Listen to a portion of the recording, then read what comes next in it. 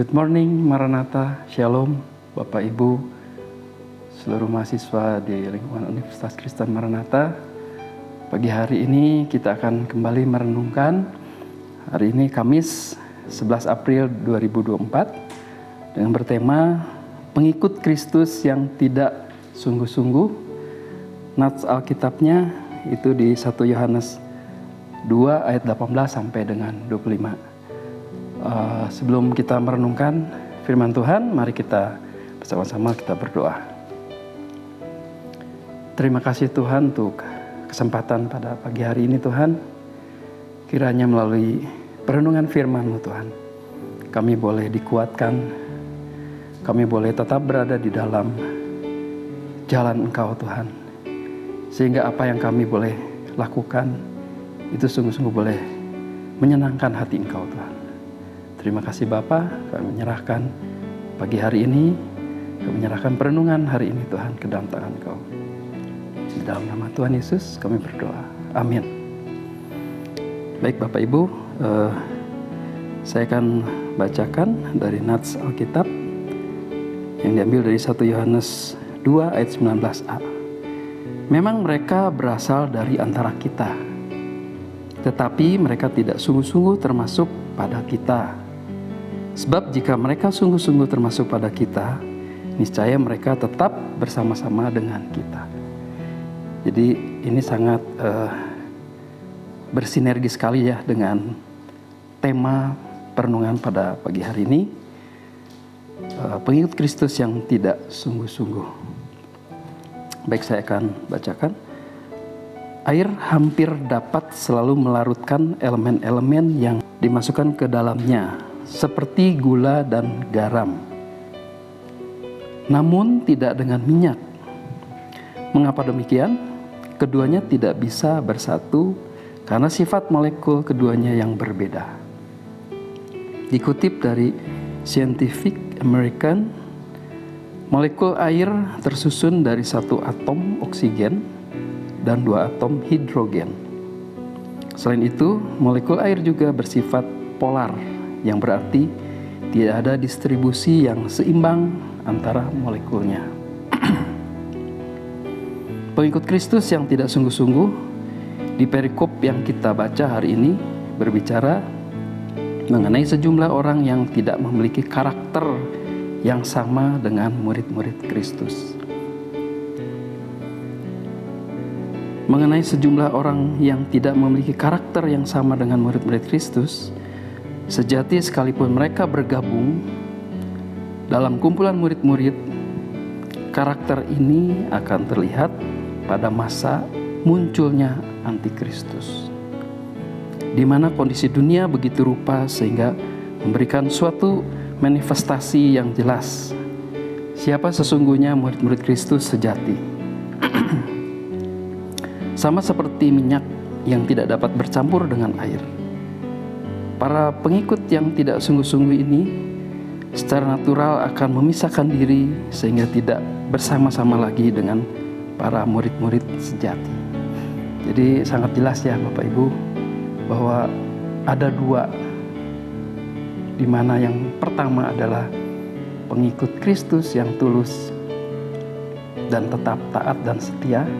Juga ada kelompok yang berikutnya adalah kelompok yang tidak setia atau kelompok yang tidak tulus di dalam mengasihi Tuhan. Jadi itu sangat-sangat bisa teruji dan bisa terlihat Bapak Ibu. Artinya melalui perenungan pada pagi hari ini, kiranya kita dapat memilih di mana kita berada di antara kedua kelompok ini. Tentu kita akan tetap memilih setia dan tulus mengasihi Tuhan. Tuhan ingin agar kita menjadi murid-muridnya yang memberi diri untuk dibentuk dan diubah menjadi seperti Yesus melalui suatu proses. Proses ini yang cukup membuat kita memiliki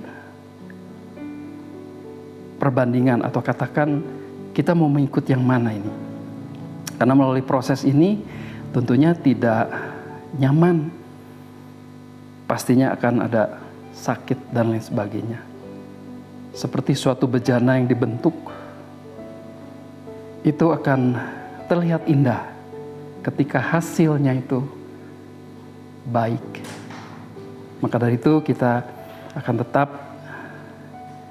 meminta Tuhan untuk dibentuk, supaya segala sesuatu yang kita berikan tentunya hanya untuk Tuhan.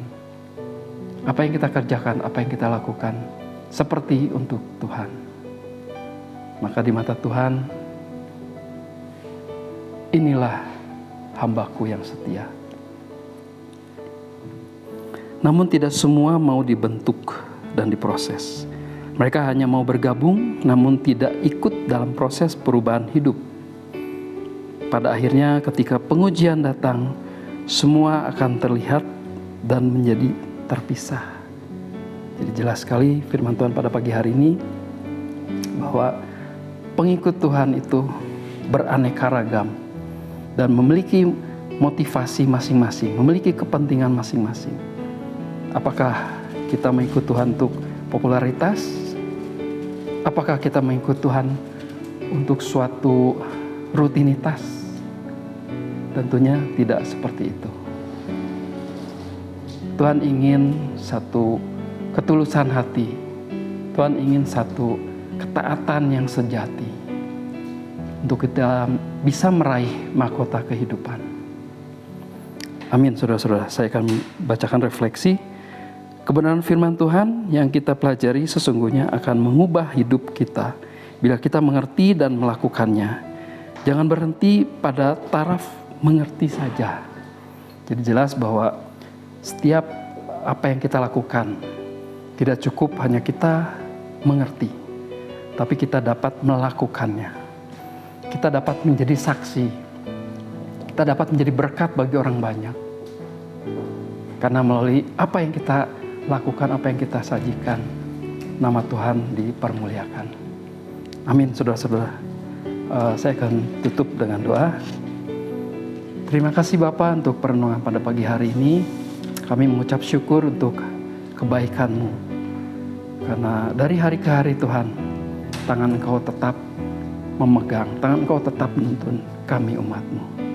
Kami menyerahkan secara khusus Universitas Kristen Maranatha Tuhan. Biarlah Universitas Kristen Maranatha ini Tuhan boleh tetap menjadi berkat. Terima kasih Bapa, menyerahkan doa ini dalam nama Tuhan Yesus. Haleluya. Amin. Berikut saya akan membacakan visi misi Universitas Kristen Maranatha. Visi: Universitas Kristen Maranatha menjadi perguruan tinggi yang mandiri dan berdaya cipta, serta mampu mengisi dan mengembangkan ilmu pengetahuan, teknologi, dan seni abad ke-21 berdasarkan kasih dan keteladanan Yesus Kristus. Misi: mengembangkan cendekiawan yang andal, suasana yang kondusif, dan nilai-nilai hidup Kristiani sebagai upaya ilmu pengetahuan, teknologi, dan seni dalam penyelenggaraan Tridharma perguruan tinggi. Demikian perenungan pada pagi hari ini. Salam integrity, care, excellence. Shalom.